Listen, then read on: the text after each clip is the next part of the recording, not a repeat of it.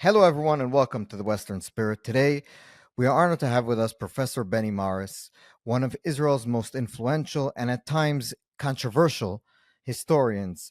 And he's someone who has been studying the Israeli-Palestinian conflict for decades already. And he's someone who knows everything about what happened then, what's happening now, can give us historical context to what's happening, but also give us a sort of feeling about what the academy thinks about it, what the historical research says about what's happening, and what really is happening in Israel today and how we got here. So I hope you enjoy our conversation. Professor Benny Morris, it's a pleasure having you on our show. And with all the technical difficulties that we had, we finally made it happen. So it's really an honor and a privilege to speak with you. My pleasure. So, Professor Morris, before we get into, I guess, the historical questions and all that kind of like deep stuff, I just wanted to ask you, I guess maybe it is an historical question. We keep on hearing on campuses all over the world and even in Israel in some places that Israel is a settler colonialist country. That seems to be the main, I guess, contention of people who think Israel shouldn't even be around, it shouldn't exist. How is Israel historically a settler colonialist entity? Well, firstly, have been in history, are in history, settler colonial entities like the United States, like Australia, like New Zealand, and nobody actually questions their existence or says they should be destroyed, which is the case in Israel. But Israel is not a colonial settler phenomenon similar to the United States and Australia. And I would basically say that only after 1967 does the colonial paradigm adhere to Israel in the West Bank and the Gaza Strip. The administrations of the occupation and the settlement of these territories post 1967. But for most of its history, from 1882 until 1967, the Zionist enterprise was a nationalist enterprise, enterprise of a national liberation movement, if you like, somewhat against the Turks, but basically against the British during the period of the Mandate, 1947, 46, 47, and was not an adjunct and was not an agent of any colonial power, of any imperial power. It's true that Jewish Europeans, came and settled in Palestine, the land of Israel, from 1882 onwards, but their aim wasn't to help or help finance or increase the strategic reach of any power. It was basically to set up a Jewish state on a land which the Jews had always regarded as their own, and had been inhabited largely by Jews during the first millennium BC. It's an unusual event in world history that this people who were basically went into exile or were exiled from the land of Israel after the second century, gradually after the second century AD, decided in the 19th century to come back and set up their state again to restore a Jewish state in their ancient land. And as such, they were a national liberation movement. They didn't want to live under the dominance of czars in Russia or any other foreign power. They wanted to have sovereignty and rule themselves. And this is what it was about. It's true that post 1967, after Israel conquered the occupied, what became known as the occupied territories, the state basically indulged in a colonial enterprise in the West Bank and the Gaza Strip, settling people there and in some way even exploiting the native labor, which is something which colonial societies always did. But this wasn't true about Zionism before 67, in my view. Yeah, and one of the things that we keep also hearing, and I think this is more up your alley, maybe not more, but also up your alley, is that the refugee problem. So we keep on hearing that Israel basically threw out millions of people. And today there's millions of refugees. We hear about refugee camps in the Gaza Strip. The IDF right now is in places that are still called refugee camps in the Gaza Strip, in Lebanon, in Jordan. There's people who have keys to homes. 20-year-olds have keys to homes in Sfat and in Akko and all these other places. Maybe you can give us a little bit. This is, I think, one of your Okay. Firstly, we're not talking about millions of people uprooted. You have to be a little more accurate. right. Altogether, some 700,000 Arabs were uprooted from their homes in what was Palestine, from the river to the sea under the British government, the Mandate government. They were uprooted from their homes in the course of the 48 war, and almost all of them were not allowed to return to their homes by Israel. That bar of a return, the prevention of a return, in a sense, was expulsive. But the 700,000 who left their homes in the course of 48 left their homes largely because of the war that the Palestinians had started, had initiated, had launched in November 47, after the UN resolution said there should be two states in Palestine. That was the proposal by the world community. The Palestine should be divided into two states, one Jewish, one Arab. The Arabs rejected it, the Jews accepted it, and the Arabs went to war against the Jewish state. First, the Palestinian Arab militias, Palestinian society, attacked the Jewish society in Palestine, which was still occupied, governed by the British government. And in May 1948, when the British left and Israel declared independence, the Arab armies invaded the country, and altogether, as this war continued, Palestinian societies, Palestinian society fell apart. Palestinian communities were uprooted and left their homes. About two-thirds of the 700,000 uprooted ended up in the Gaza Strip and in the West Bank, and were therefore not technically refugees, though they were so recognized by the world community, because they ended up moving from one part of Palestine to another. And the definition of a refugee is somebody who ends up being pushed out, leaving his actual country. They didn't.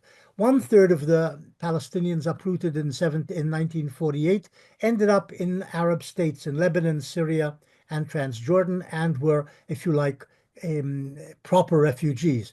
In any case, the world community decided, the United Nations decided that these 700,000 were refugees, and granted this right uniquely among countries, among peoples, to their children, grandchildren, and great-grandchildren. So today there are 6 million Yes. Palestinian refugees on the books at the United Nations. The UNRWA, a special agency, was created just for Palestinian refugees, and they assist 700,000 people. Sorry, 6 million 6 today. million. Yes, 6 million, sorry, which are the descendants essentially of those 700,000 uprooted originally in 1948. How were they uprooted? Why were they uprooted? Basically, it was a matter of war. People fled battle. They didn't want to be hurt or injured by battle. And in most villages and towns, people fled as war encroached on their lives, basically. A small number were expelled by Israel, meaning that troops entered a town where there were still inhabitants. They hadn't fled, and the Israeli troops ordered them to leave, and they left and they were expelled. That's a small number of those 700,000. Another portion of the 700,000 were basically told or advised or ordered by local military commanders or their local officials to leave. And so they left, and all of these together, but most, as I said, left as a result of battle, not because there was an order to leave, not because their own people told them to leave, and not because the Jews told them to leave, but because they just didn't want to get caught up in the fighting. And their expectation was they would be returning to their homes and lands once the war was over. But this expectation was dashed when a state of war continued to exist between Israel and its Arab neighbors, and Israel refused to allow most of the refugees back. 95% of them were not allowed back. because Israel said these people have just gone to war against us. They will not be loyal citizens if we allow them back, and they will swamp us demographically and militarily if they are inside the country. And this Israeli policy from 48 was continued by all Israeli governments since 48, and that is why there has never been a mass refugee return. The refugees, incidentally, many of them ended up being absorbed in villages in the West Bank and in the Gaza Strip, and in villages and towns in Transjordan, which became Jordan, and in Syria and Lebanon, and many others were settled in what were called refugee camps, initially either empty British bases from World War II or tent camps set up when the refugees arrived in these areas, mostly around towns in the area that is near Nablus in the West Bank, near Ramallah, near Bethlehem, next to Amman, next to Damascus, next to Tyre and Sidon in Lebanon, and so on. And these camps gradually became suburban neighborhoods. Not they're called refugee camps, but they are not refugee camps. They're not camps at all. They're impoverished suburban and crowded suburban neighborhoods of the towns around the countries neighboring Israel and in the West Bank and the Gaza Strip. And also one of the things that you mentioned, which is very, I think it's unique to this situation, is the grandfathering of the refugee status. So is it something that's unique to the Palestinian situation where if my grandfather or my father were refugees, that I am also therefore considered a refugee? Yeah, it's as I said, it's unique. No other refugee community has ever been given that status down the generations, but this is what has happened with the refugees, the Palestinian refugees and so-called refugees, and they are recognized as refugees. The 6 million who emerged from the 700,000 original refugees are recognized as refugees. Yeah. The Czechs, the Germans who fled or were expelled from Czechoslovakia or Russia or Romania after World War II were refugees for a couple of months or a couple of years, and then were absorbed in Germany and became German citizens and no longer refugees. The same happened to Vietnamese refugees from Vietnam after the Vietnam War. They were absorbed in America or elsewhere and ceased to be refugees, ceased to be recognized as refugees. Yeah. But this is the Palestinians are unique in this, that their refugeedom continues down the generations, as world does world charity for them, which feeds many of the refugees, which supplies them with free education, educational facilities, food, and all sorts of things are given to the Palestinian refugees because they're refugees and considered refugees, but it didn't happen with other refugee communities. Yeah, and maybe just in terms of your opinion and not the historical facts, is the reason why this is happening or this happened and continues happening is why is it happening? Why was it given down from generation to generation? Was it because just that's the natural thing, or was it because this was a sort of political statement, of way of fighting Israel? How would you describe it? Well, there were a number of reasons for this. Um, Firstly, the refugees themselves wanted to go back. They didn't want to be reabsorbed as second-class citizens, basically, in Jordan, or which controlled also the West Bank, or in Egypt, which controlled the Gaza Strip, or in Syria or Lebanon. They didn't want to be absorbed there and resettled there. And on the other hand, these people, the most Lebanon and Syria didn't give them, and Egypt didn't give them citizenship, so they remained stateless, basically, Hmm. abandoned in the Gaza Strip, in the camps, and eventually the suburban neighborhoods in Lebanon and Syria. They were not given citizenship and continued to be stateless and therefore refugees in that sense. In Jordan, they were given citizenship, but they considered themselves and are sort of considered by the Jordanian elite in some way second-class citizens. And in the West Bank, of course, they ended up being under Israeli rule and again stateless and basically rightless, without rights. Yeah. Um, that's one thing. The second thing is the governments, certainly of Syria and Egypt, exploited the refugees, the Palestinian refugees, as a political propaganda battering ram against Israel. So long as they were maintained as refugees, had this status and were impoverished, as it were, could be Israel could be blamed for this and charged with expelling them in 48 and not allowing them back afterwards. And this was useful politically and propaganda-wise for the Arab states. Um, but on the other hand, you have to, of course, remember Israel wasn't allowing them back. So Right. is to their homes and lands, which were then resettled by Jews, Jewish immigrants from Europe, from North Africa, and so on. So the space for them to return their homes and lands were eventually pretty quickly occupied by Jews, and therefore there was nowhere to let them come back to. Yeah. This was part of Israeli policy, of course. And Professor Morris, one last thing about the historical context of where we are today, just in terms of the rhetoric. So we keep on hearing about genocide, genocide, genocide, about what's happening in Gaza. I just think on a factual basis, it's a little bit ridiculous. You could have a lot of different, things that you have against the Israeli government or even Israel itself, but genocide seems to be going way overboard. But one of the things that people say during the genocide conversation is that the Nakba when Israel was established was the first genocide that Israel did, and since then its founding sin was a genocide in and of itself. Can we look back at the way Israel No, was? no. Yeah, How I would you look understand. back at it? I don't think I don't remember anybody ever writing that what happened to the Palestinians in 48, in which, as I said, 700,000 were uprooted, was genocide. Altogether, the Palestinians, incidentally, in 48 probably suffered somewhere between, not probably, certainly suffered somewhere between 6,000 and 12,000 dead in the whole That's course of it. the 48 war. And probably the figure is probably closer to 6,000 than 12,000. If you compare that to the number of Palestinians killed in Gaza in the last year, 14 months, Yeah. that's three or four or five times or 10 times as much, almost 10 times as much. So, uh,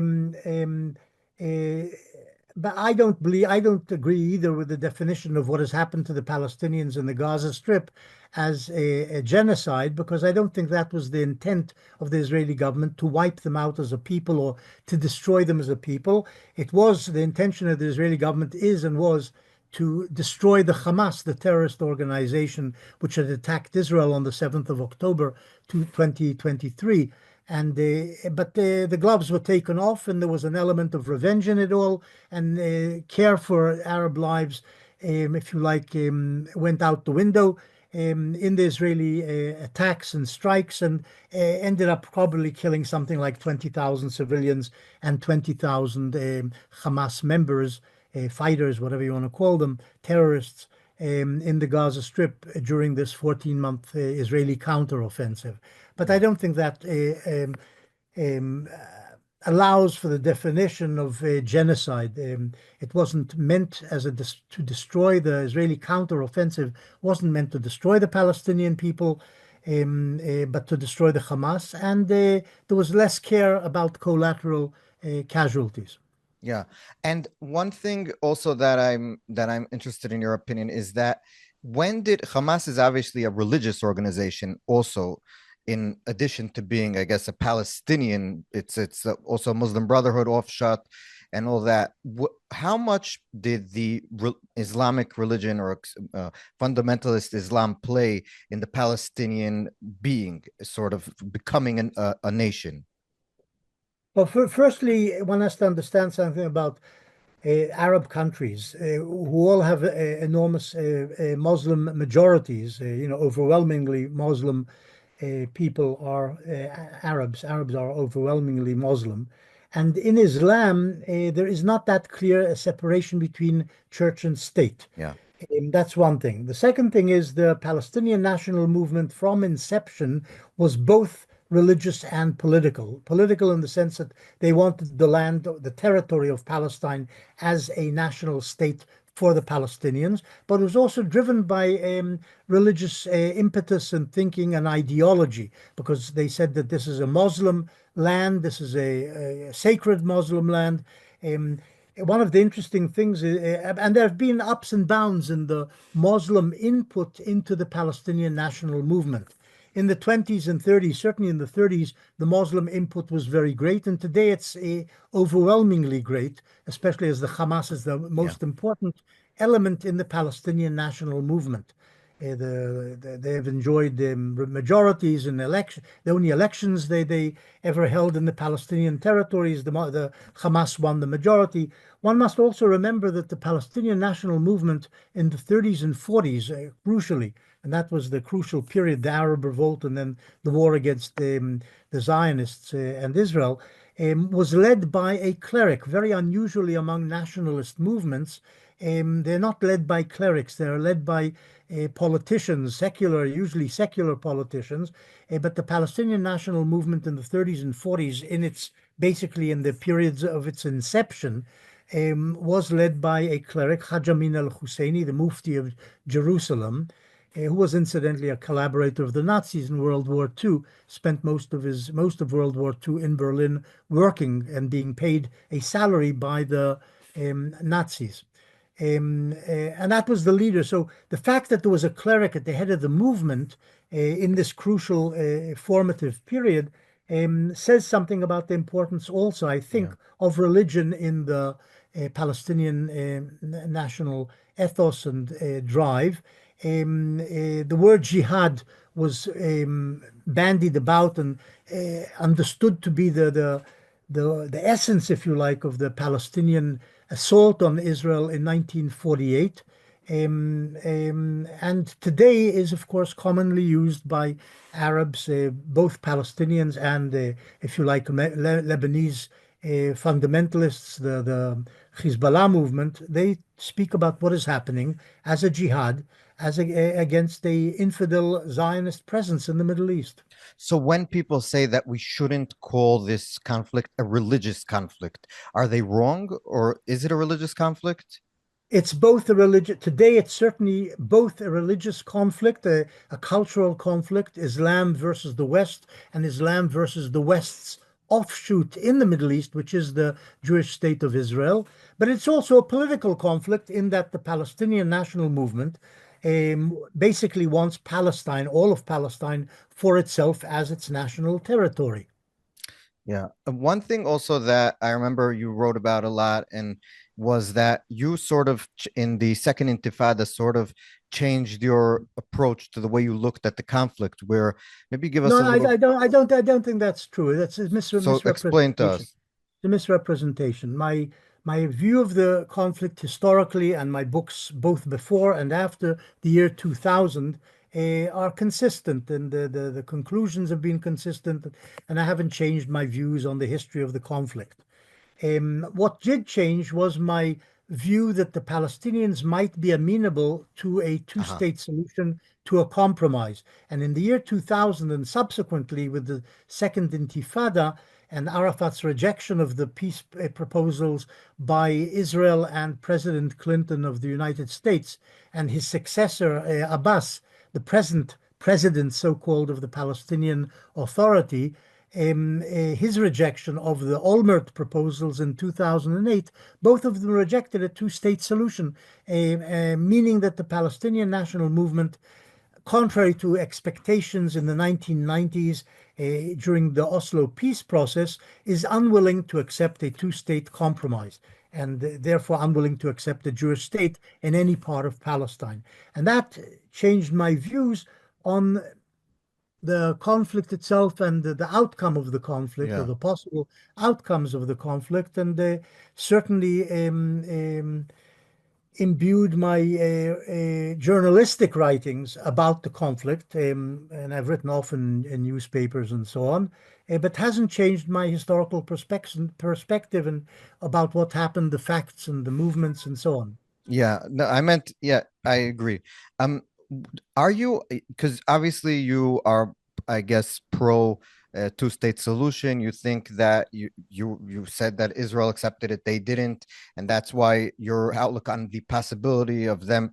Will we in our lifetime, I guess I'm younger than you, but in our lifetime, do you think there's a chance we will get to a solution, whether a two-state solution, some people say a one-state solution seems scary to me, to anyone who's, I guess, a Zionist, a pragmatist, but Where do you think there's any way that some sort of solution, some sort of resolution to what we're seeing today will happen?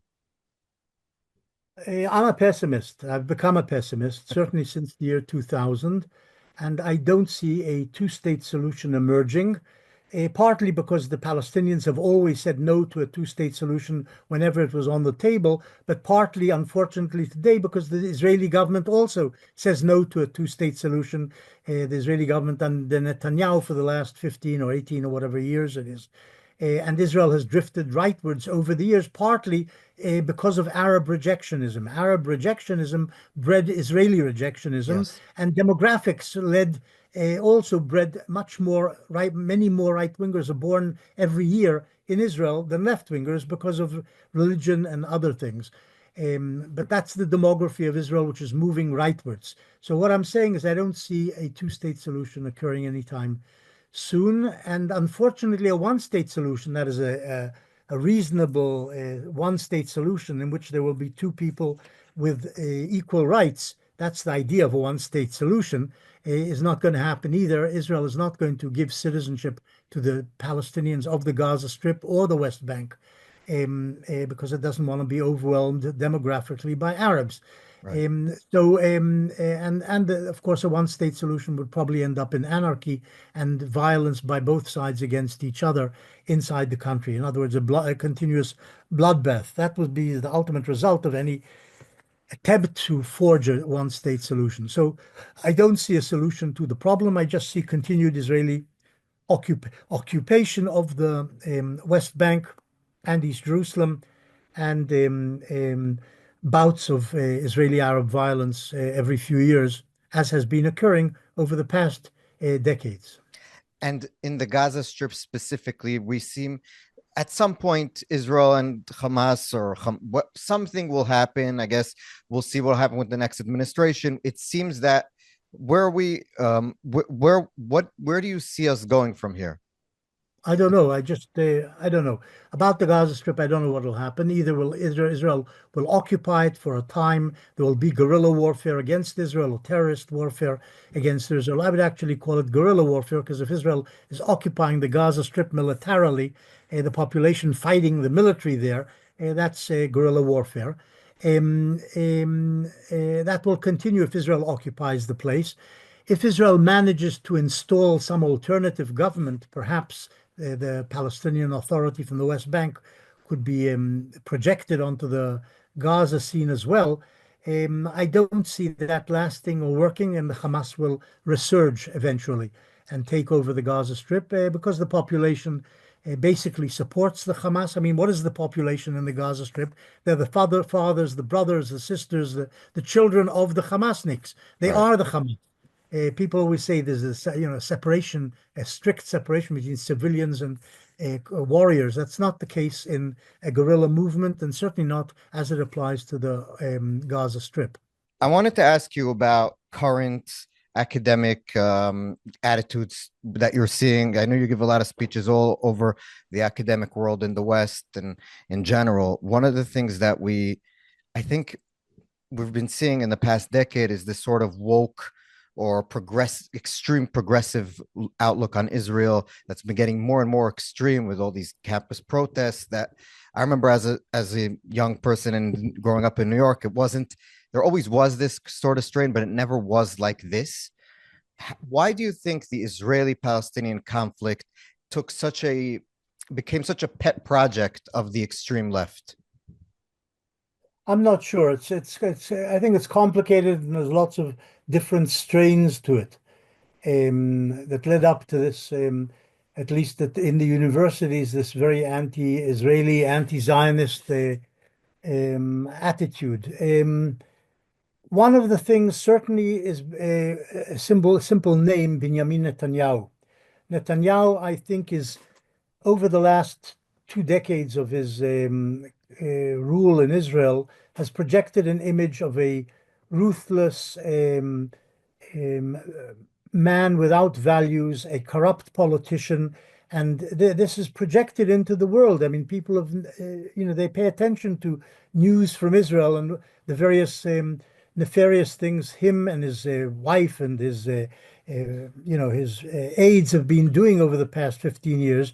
And he's regarded as a terrible politician and, of course, opposed to a two-state solution and a compromise with the Palestinians. He's always lined up on the right with those who want to basically annex the Palestinian territories. And the idea of self-determination for peoples is universally recognized, accepted today in the world. And his attitude, instead of playing the game, his attitude has always been negative, and this is understood in the world. The second thing is that Israel's policies in the West Bank have been oppressive. Israel is running a military government in the West Bank, has been in the Gaza Strip until 2005. But anyhow, basically besieged the Gaza Strip and surrounded it, and the airspace, sea space, everything constricted the Gaza Strip, as the Gazans see it, into a large prison, which it is in some ways, because Arabs were not allowed to leave and enter it at will. So they were sort of forced to live there in this very small, crowded and poor enclave. So that too has contributed to the anti-Israeli winds atmosphere. There is also, of course, anti-Semitism somewhere there at the back of the minds of Europeans and Americans of European origin, and apparently among blacks. And also in America, there's always been black anti-Semitism against Jews in America. Malcolm X, Yeah, etc. yeah, Malcolm X and so on. It's to do with the Jewish success and black failure, black poverty, Jewish wealth, and Jews, of course, did own apartment blocks and ran terrible tenements and owned terrible tenements in America, in New York, and other places. So the Jews were seen as the oppressor and the exploiter.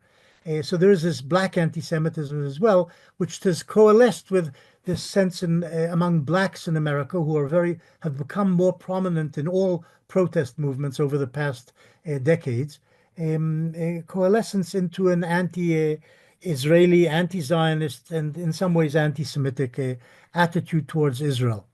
Um, Do you Also, see? Yeah. Israel is also the Holy Land, which this explains, though, why the West has been obsessed with Israel. The West, Europe and America, has been obsessed with Israel for hundreds of years, much more than it is, say, with Tibet or Mhm. Romania or other places which have been suffered terrible histories at the hands of oppressors. The Holy Land has been a focus of interest and attention because it's the Holy Land. And so people look at what Israelis do with a magnifying glass, something they didn't do vis-a-vis, say, the Chinese in Tibet in the 1950s and since then. Yeah. Well, last question, Benny, Professor Morris, before I let you go, is I just wanted to ask you about something that you wrote really in June of this year that I found very, very interesting. And maybe you can just give us a little bit more context in what you think we should do. You wrote in Haaretz an op-ed piece about the Iranian nuclear weapon program and about how dangerous it is for the West and obviously for Israel. And you called on Israel to consider the option of using non-conventional weapons to take care of the problem. Could you maybe give us a little bit about what you wrote and what your opinion is about this? Well, somebody has to take care of the Iranian nuclear program. The Iranian nuclear program threatens Israel's existence. The Iranian regime says day and night that it wants to destroy Israel and is now busy